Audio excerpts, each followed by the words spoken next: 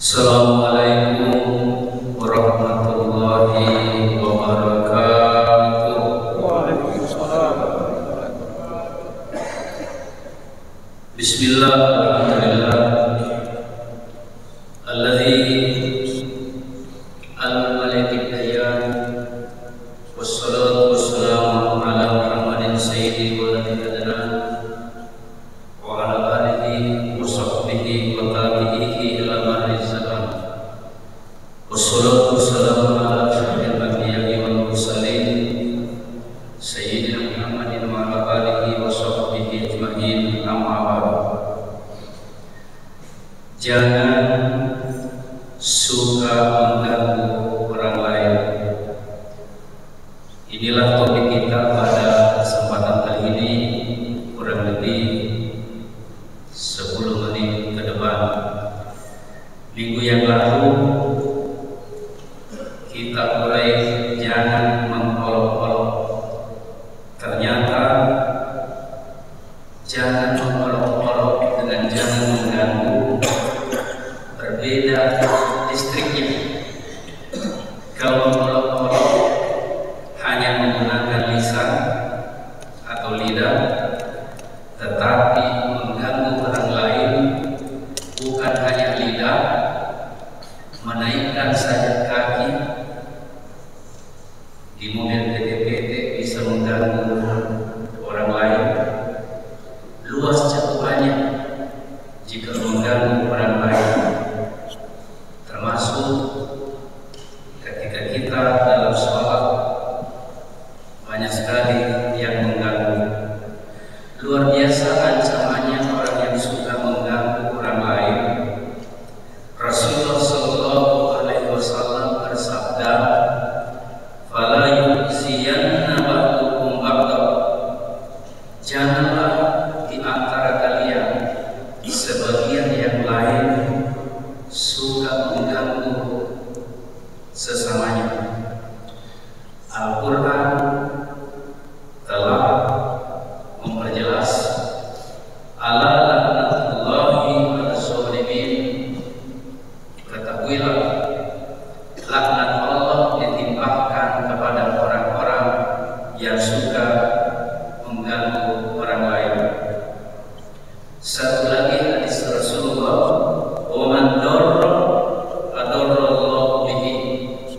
Barang siapa yang suka mengganggu orang lain, maka Allah akan mengganggunya. Hadirin sekalian, di dalam masjid ini ada gangguan. Ternyata kita dilarang, Bapak sekalian, membaca Al-Quran, mengeraskan suara ketika di dekat kita ada orang sedang sholat. Bisa dipahaminya, bukan melarang membaca Quran, tapi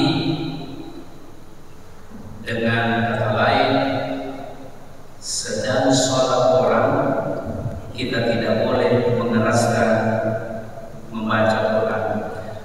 Apa hadisnya? Wala yarfa'akum ala waqtin fil qira'atil Quran.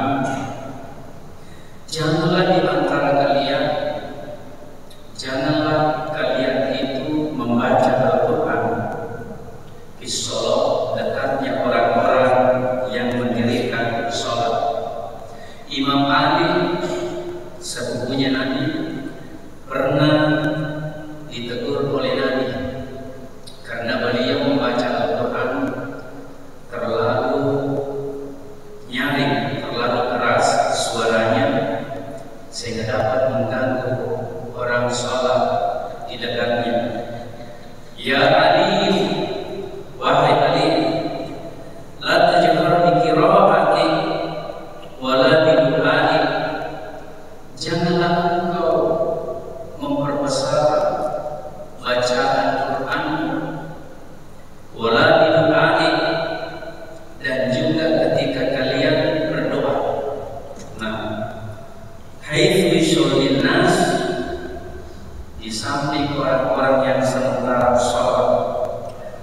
inna zalika yufsidu sholatahu, karena suara itu bisa mengganggu orang yang sementara sholat. Jadi intinya ini Bapak sekalian, fala yusiyanna ba'dakum ba'da, jangan suka mengganggu, meskipun menurutmu itu beramal mencari ridha Allah, tetapi kalau di dekatmu ada orang sementara bertabarruk, dapat saja mengganggu orang lain. Dua, termasuk di dalam masjid ini ada yang mengganggu. Ini sudah dijelaskan sebenarnya, yang suka mampur, yang suka selalu lewat di depannya orang lain, ini mengganggu. Apalagi kalau hari Jumat, saya bacakan lagi kembali hadisnya, man takhabbara riqaban nasi fi yaumil jum'ah, barang siapa yang suka lewat di depannya orang sementara sholat di hari Jumat, ittakhadha isran minan nar, orang itu sudah membuat jalan tol masuk ke dalam neraka. Ini mengganggu.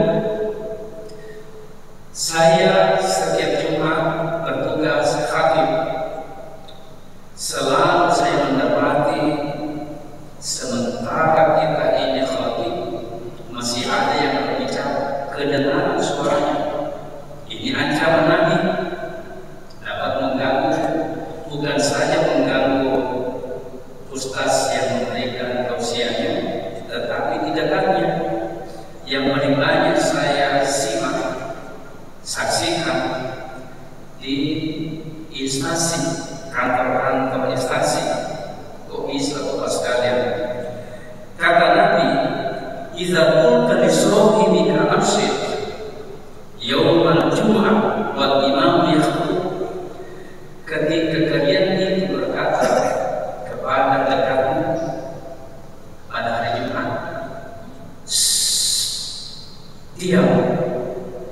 Nah, padahal kita mendengar tadi, kita mendiamkan orang itu, diam. Apa kata Nabi? Faqad labauha, sia-sia pahalanya ini orang. Padahal menegur saja tidak boleh, apalagi orang-orang yang sengaja masih dulu.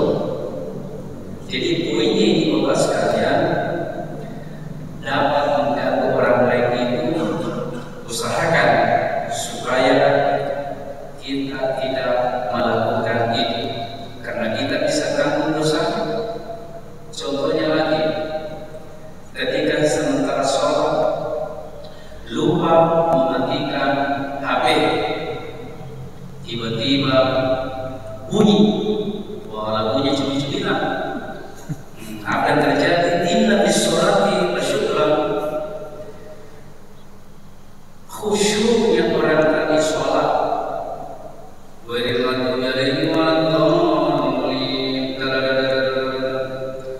semua konsentrasi dia, maka pemilik HP itu menanggung semua dosanya orang yang goyah konsentrasi.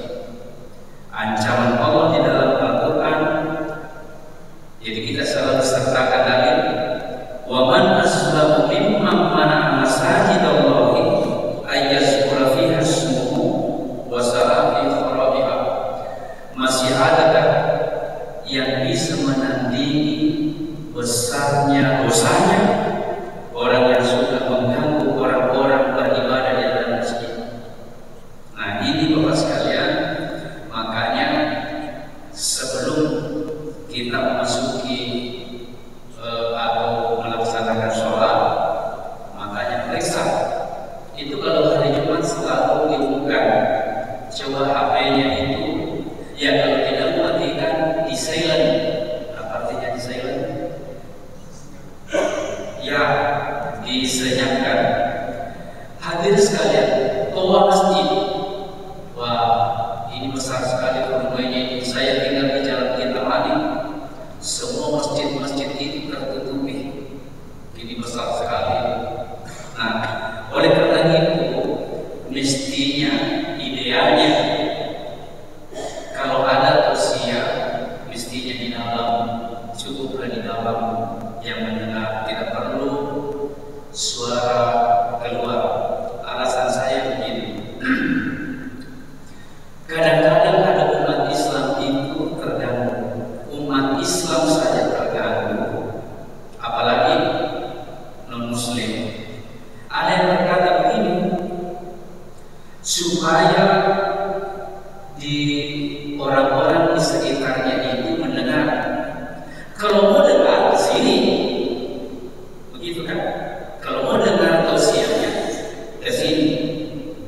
Nah, ini perlu dimusyawarahkan kembali. Ini menurut saya ya bisa saja salah. Berikutnya bahwa sekali mengganggu, ini masih sekitar mengganggu pada kita masjid, yaitu memakai pakaian yang tadi malam ya bajunya itu digunakan tidur.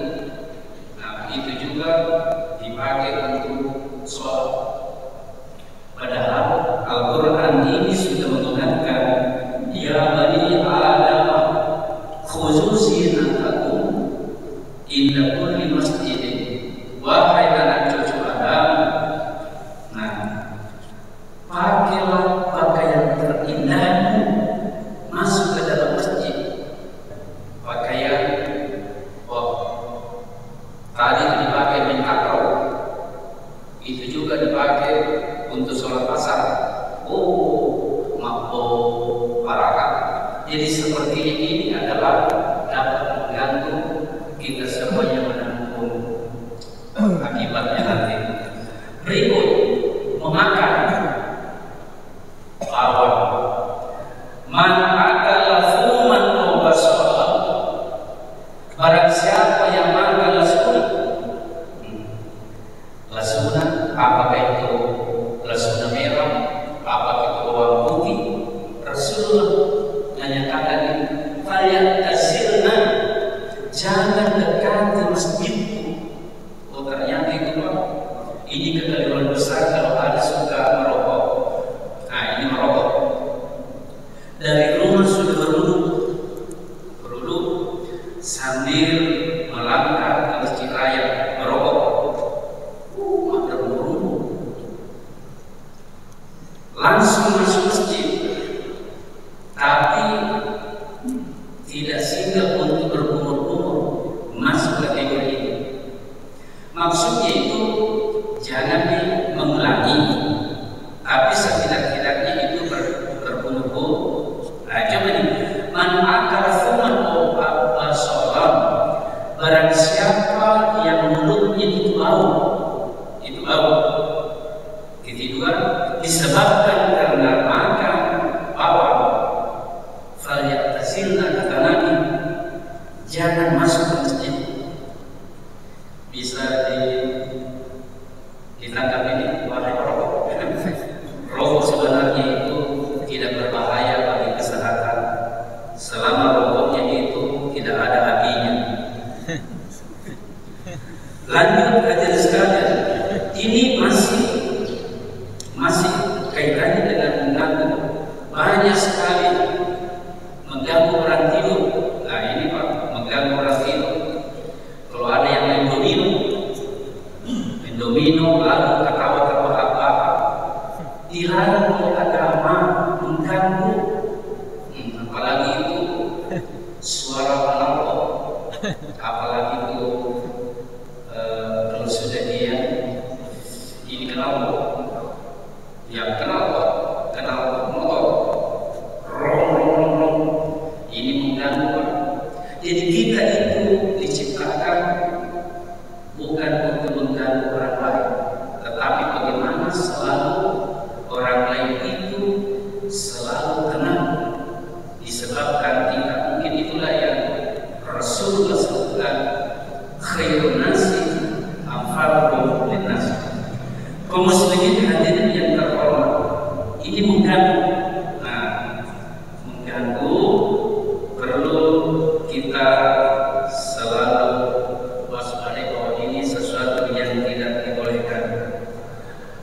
Berikutnya, sudah panjang ya, 15 menit. Assalamualaikum warahmatullahi wabarakatuh.